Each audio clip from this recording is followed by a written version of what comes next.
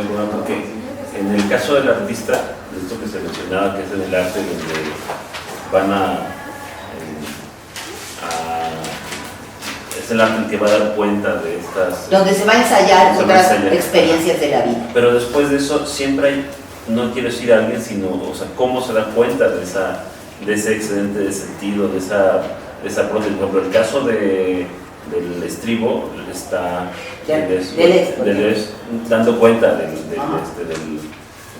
ejemplo. Y como es la gente que comparte con él ese tipo de pensamiento, Guattari, pero además una cantidad de gente que en esa época está contando la historia, la microhistoria. Es decir, antes que ellos, la microhistoria francesa empieza a contar la historia europea de esa manera. Porque, aunque no le nombra así, quien pone el nombre es Deleuze Guattari,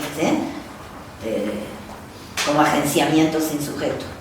Pero los que le dieron carnita a esa manera de pensar fueron los microhistoriadores, que en lugar de contar la caída del Imperio Romano, fueron contando estos pequeños inventos, esas pequeñas prácticas, que algunas se quedaron y otras no, ahí están, para que las leamos. ¿Quiénes? Pues la socialización del conocimiento, porque no solo tienen el nombre de una persona. Yo digo Deleuze porque pues, yo vengo de la filosofía y tengo la mala tendencia de poner nombres de autores que me caen bien, ¿no? Pero sin duda cada uno de los autores no sería sin todo el trabajo de pensamiento, porque si hablamos ahora del agenciamiento mongol, tiene que haber historiadores que lean documentos que nos permiten entender que esto fue así. ¿Sí me explico? Es decir, ahí hay trabajo colectivo detrás.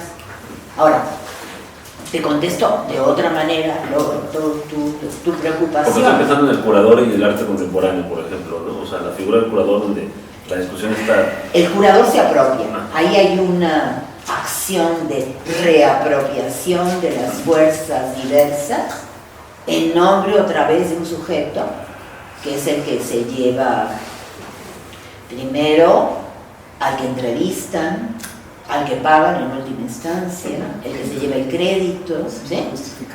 Ya no son los actores, es el proyecto de curaduría que todavía sigue llevando el nombre del curador, todavía, porque se hace en las instituciones de control del arte que siguen siendo modernas, diríamos, no posmodernas, ¿no? Sino modernas, el museo, la galería, espacios un poco como estos, ¿no? La apropiación sigue existiendo, porque es posible legalmente. Y no lo podemos evitar, ¿no? Ahí está, es una posibilidad. Es más, si alguien monta algo distinto, tú lo puedes demandar. Me está copiando, aquí hubo plagio, ¿no? O sea, en esta especie de guión de curaduría me plagiaron y no me dieron reconocimiento, ¿no? Pero ahí el problema, ¿cuál es? El problema es esta construcción jurídico-económica, porque es la relación entre lo jurídico moderno y la economía globalizada, que sigue defendiendo la figura de las patentes. Ahora, con el problema de este nuevo coronavirus, el asunto es que ya se está haciendo investigación y hay que ver qué laboratorios. ¿Quiénes se oponen a esto? Seguramente han leído las noticias. Los cubanos tienen una medicina que se llama interferón, no me acuerdo qué, ya se la pasaron a los chinos y están curando con el interferón. Pero es Cuba, ¿no? Y en Cuba no hay patente, y es más, entregan ese saber a China por lo menos, quizá a México también nos llegue, gratuitamente, sin imponer la figura de la patente. Pero en otros casos sabemos, porque en Italia parece que ya aislaron al virus, porque están buscando una vacuna, pero lo están haciendo laboratorios particulares, es decir, empresa privada, patente, se reapropian, y ahí hay nombres, el nombre del laboratorio, el nombre de la empresa, que va a vender a su vez a precios exorbitantes si no se generaliza la vacuna y poder obtener la vacuna de otra manera. En el caso de la vacuna actual contra digamos la gripe temporal, que ahora tenemos acceso, son varios laboratorios, es decir, no hay un solo laboratorio que se haya apropiado, y ahí se logró vencer una tendencia que es claramente jurídico-capitalista, diríamos. Y si meto lo jurídico es porque la ley los protege y les permite y defiende esa patente, es decir, la propiedad, digamos, privada de algo que debería estar controlado por los derechos humanos, ¿no? La medicina, ¿no? El derecho a la salud. Entonces diría por ahí, no nos olvidemos que el marco de referencia es la globalización del capital. Y es contra eso, por eso la salida no iría, no sé, por una revolución normal, dice Negri, pues ya no son los obreros, ahora son los artistas los que nos están mostrando mediante agenciamientos que se puede producir realidad, existencia, porque no solo es saber, un conocimiento, produce realidad estar con los otros de otra manera, mediante agenciamientos que se pueden generalizar a tal grado que todos vivamos en el agenciamiento. O sea, la idea sería esa, ¿entiendes? Vamos cada vez más, gracias a las artes, estamos viviendo el agenciamiento y no pensando que nuestra vida individual es nuestra vida íntima, que lleva nuestro nombre y que somos protagonistas de nuestras historias particulares. Finalmente vamos a ser protagonistas de, así podríamos contar nuestras historias, aunque no lo hacemos, ¿no? Y los saberes psicológicos o analíticos no nos llevan por ese lado. Contamos también como parte de agenciamientos.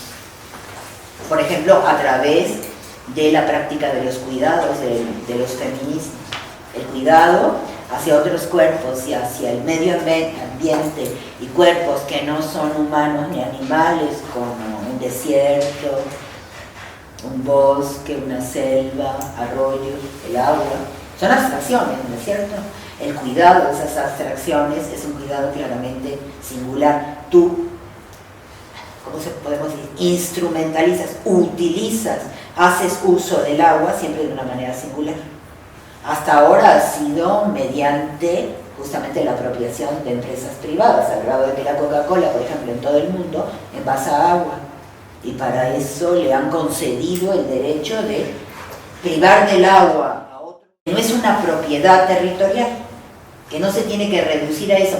No es que tú le des el goce por 100 años como se hace con las grandes compañías, algunas comunidades de tal río o de tal agua, sino sin recurrir a la propiedad, hablar de territorialidad como formas de uso y de relación con la naturaleza. Solo en esos casos uno podría hablar de agenciamiento.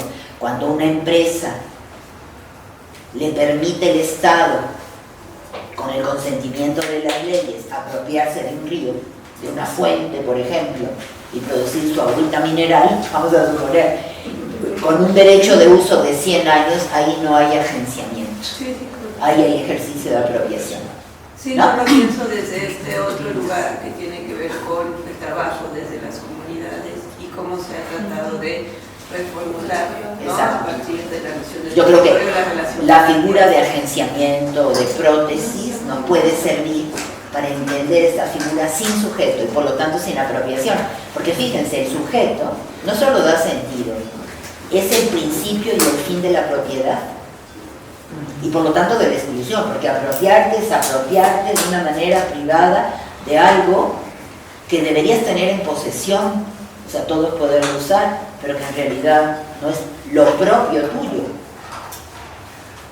aunque sea temporal, porque en muchos casos sí, los gobiernos le han permitido a algunas, por ejemplo, madereras, hacer uso de un bosque durante 150 años, a cambio de una lana, por supuesto, ¿no? Cuando se acaban los 150 años tienes que volver a través de un contrato, ¿no? Eso es apropiación, y eso es apropiación privada. Lo otro muy distinto son... Se ha utilizado el término territorio, que es importante porque los territorios cruzan las propiedades. Hay propiedad privada, hay propiedad federal, las carreteras. Los territorios lo atraviesan, o todo lo contrario, las carreteras, el Tren Maya atraviesa territorios, que además son territorios, incluso uno tendría que intentar, y ahí criticar un poco el derecho que sigue insistiendo en la laicidad, porque los territorios son mitológicos, son territorios espirituales, son las prácticas, donde están tus muertos, donde haces la fiesta para el santo de no sé qué, ¿no? Es decir, el territorio atraviesa formas de propiedad. y su significado, lo que están reproduciendo continuamente, son formas de espiritualidad, otra vez abstracciones. O sea, que acompañan siempre la mitología, es decir, las narraciones, ¿no? En este lugar danzamos, en este lugar enterramos a nuestros muertos, pero lo importante es que tenemos que ir del lugar de la danza y donde vivimos al lugar donde bebemos agua, o sea, tomamos agua de un río, hasta el lugar de la danza, territorios, dentro de propiedades privadas. Bueno, la propiedad federal es privada, es del Estado, ¿no? Bueno, se puede entender como pública, pero en sentido estricto es una propiedad excluyente, a eso me refiero con propiedad, ¿no? Si es una carretera federal, eso es lo que es, y tú no lo puedes usar para hacer ahí tu danza. Bueno, lo haces, tomas la calle, y esa toma puede ser considerada un ejercicio de territorialidad, un agenciamiento sin sujeto, una prótesis.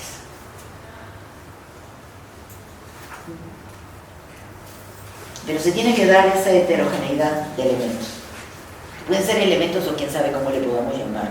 No podemos quedar con la palabra heterogeneidad y ya no dices cosa, ser, heterogeneidades. Porque a veces son palabras, a veces es lenguaje, cantos, movimientos, gestos, piedras, pájaros, el trino, o sea, sonidos, todo eso es heterogeneidades. Pertenecen a lo que es, perdón, a la existencia, ¿no? A la experiencia, pero sin sujeto, lo cual hace mucho más difícil la reapropiación. Mucho más difícil quiere decir por vías pacíficas, legales, pero la violencia está ahí, mandas al ejército, se acabó el territorio, ¿no? O sea, sabemos que ahí está la violencia todo el tiempo y que el enemigo principal de los nuevos territorios y los nuevos agenciamientos es la violencia, ya sea monopolizada por el Estado, el ejército, la policía, como hecha por los particulares, ¿no? No sé, ganaderos que hacen su ejército particular y van a matar comunidades, ¿no? A destruirles sus posibilidades de sobrevivencia. Lo que pasó con la empresa esta ahora en Chihuahua, ¿no? Que iban a pagar aguas a Estados Unidos y... No, en Chihuahua, Durango, acaba de pasar que mandaban a la Guardia Nacional porque iban a entregar ciertas dotación de agua a Estados Unidos por el total que hay para dotar aguas, y mandaron a la Guardia Nacional para impedir que los ganaderos y pobladores de la zona impidieran la apertura de la presa. Exacto. Entonces, continuamente quitándoles el agua a la gente, claro. O sea, era a costa de... Acuérdense que todo agenciamiento no es que su enemigo sea,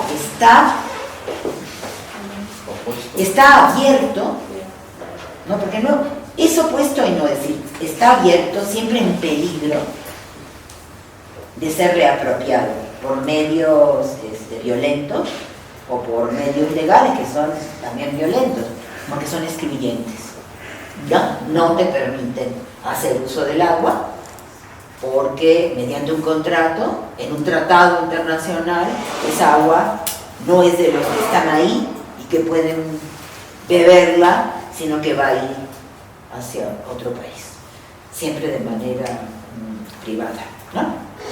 Entonces, por ahí estamos, lo cual implicaría una relación, creo que Negri lo dice, y si no, bueno, lo estamos proponiendo. Recuerden que uno de los cambios en el terreno del pensamiento sobre el arte, la teoría o las teorías del arte y la estética, ya tiene sus años, es la relación entre estética y política, a través de que a ambas les interesa el tema de los cuerpos y las relaciones entre cuerpos, relaciones de no apropiación, sino protéticas entre los cuerpos. Y lo que estamos mostrando es que podemos poner ejemplos artísticos tanto como políticos, y las mismas palabras, los mismos conceptos nos sirven para explicar una y otra, con lo cual hablaríamos de un acercamiento, de una proximidad, o para ser más claro, una intervención permanente entre lo político y lo estético. Entonces lo estético deja de pertenecer a la sensibilidad y a lo bello y empieza a significar la vida.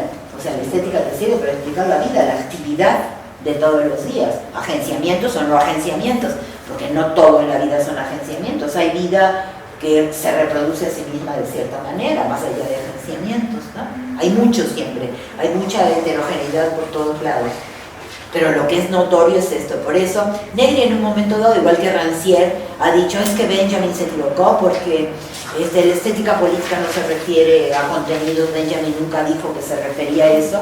Y en otros textos aclara que el problema en el caso del arte no es el contenido, y menos el contenido demagógico de hablar de lo bellos que son los obreros, ¿no? Porque van a hacer la revolución y nos van a salvar a todos, sino que implica una relación con lo formal y por lo tanto claramente artística. Ni estética ni poética, sino artística, porque Benjamin le ha cambiado el uso de la palabra artístico. Es un hacer, ¿no? Es un hacer formal, es un hacer tecnológico, ¿no? Y ahí es donde se juntan estas dos palabras que durante mucho tiempo parecían enemigas, estética por una parte, política por otra. Porque es la política de los cuerpos, ¿entienden? No es la política del Estado, que es vertical, es los cuerpos cuando están juntos. ¿Sí? Bueno, yo tengo como dos dudas ahí. ¿Necesitaríamos otra palabra, por ejemplo, para pensar, en este caso, las leyes que permiten esta apropiación por parte del Estado? O sea, porque si pensáramos prótesis en otro sentido, ¿cómo les llamaríamos, por ejemplo, a estos otros instrumentos, como pueden ser las leyes, ¿no?